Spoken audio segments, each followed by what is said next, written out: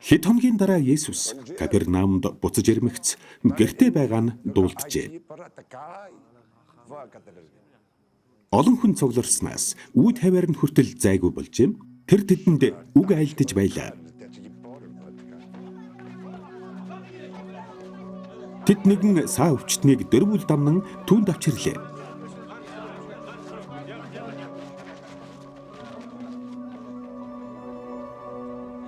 Хурсан олноос болж түүнд хүрэх боломжгүй байсан тул тэд түүний байсан газрынхан дээврийг хуулж цоолоод дэвсгэрийг хэвтээ өвчтөнтэй нь доош буулгав.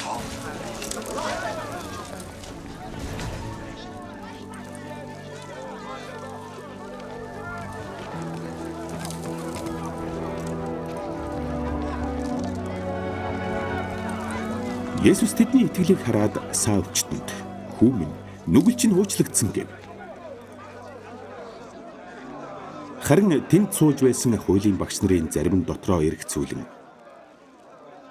"Энэ яаж ингэж Бурхныг доромжилж ярина вэ? Гагцхүү Бурхнаас өөр хэн нүглийг уучлж чадах вүлээ?"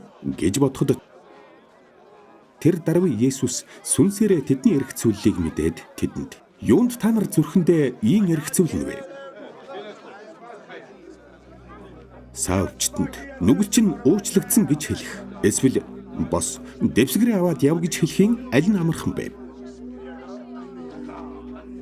Харин хүний хүү газар дээр нүглүүдийг уучлах эрх мэдэлтэйг та нарт мэдүүлэхийн тулд гээд тэрээр саа өвчтөнд "Би чамд хэлье, бос дэвсгэрээ аваад гэртээ харь."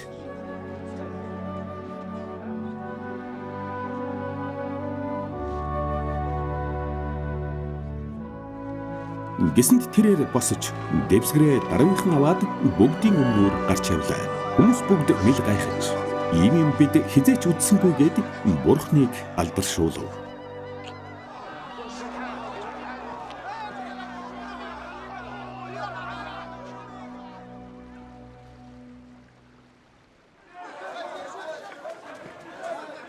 Тэр дахиад нуурын эргээр явв. Хурсан бүгд түүн рүү ирэхэд тэр тэдэнд заалаа.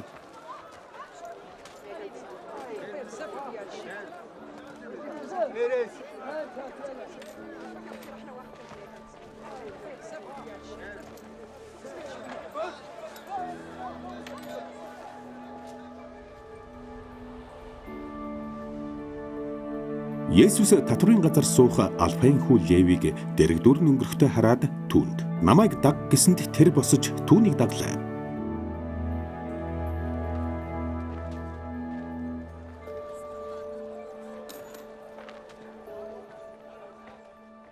Тэдний гэртээ Есүсийг туглан суух үед татвар хураагчд ба нүгэлтнүүд олноороо Есүс ба шавнарынхан хамт туглан суув. Учир нь түүнийг дагагсад олон байсан гэж. Фарисеучуудын хуулийн багш нар Есүсийг нүгэлтнүүд болон татвар хураагчдын хамт хооллож буйг хараад шавнартна. Тэр яагаад татвар хураагч нар ба нүгэлтнүүдийн хамт хооллож байдаг вүлээ гэв. Үүнийг сонсоод Есүс тэдэнд "Эмч эрүүлд нь бус өвчтөд нь хэрэгтэй. Би зөвтгийг бус нүгэлтнүүдийг дуудахаар ирсэн юм" гэлээ.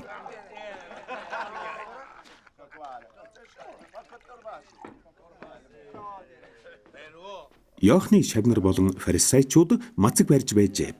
Хүмүүс ирж түүнээс "Иохны шавнар ба фарисеучуудын шавнар байнга мацаг барьдаг. Харин таны шавнар яагаад мацаг барьдаггүй юм бэ?" Гэхэд Есүс тэдэнд "Шинэ хөргөний бараа бологчд хөргөнтэйгээ хамт байхдаа мацаг барьж болно гэж үү? Хөргөнтэй хамт байхдаа тэд мацаг барьж болохгүй. Харин хөргөн тэднээс аваачдах өдрүүд ирнэ. Тэгтэл тэр өдөр тэд мацаг барьна. Хинч хуучин дээлэн дээр агчаагүй даавуугаар нөхөөс тавьдаггүй. Тэгвэл шинэ нөхөөс хуучин дээлийг таталтуулж бүр ихээр урна. Хинч шинэ дарсыг хуучин туламд хийдэггүй. Тэгвэл дарс тулмыг зад татна. Тэгээд дарсч тулмч сүйднэ. Харин шинэ дарсыг шинэ туламд л хийдэг гэлээ.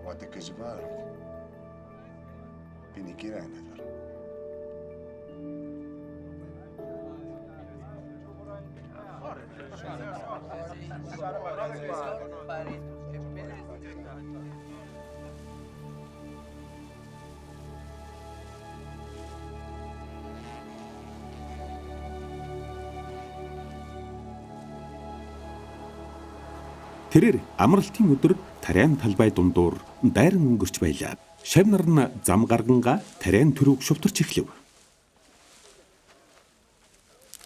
Фарисеучуд түүнд хараач яагаад тэд амралтын өдөр хууль бусыг үйлдэнэ вэ гэж асуусанд Есүс тэдэнд өлсөж гачигдсанаас болоод Давид болон түүнтэй хамт байгсад юу хийснийг та нар уншаагүй гэж үү? Тэргүүн тахилч Авиатрын үед тэр Бурхны өргөөнд орж зөвхөн тахилч нараас өөр хинч идэж үл болох тавиг талхыг идсэн төдийгүй мөн нөхдөө өгсөн шүү дээ. Гэт тэр тэдэнд бас хүн амралтын өдрийн төлөө бус. Амралтын өдөр хүний төлөө бий болсон. Хүний хүү амралтын өдрийн ч эзэн мөн гэж айлдав.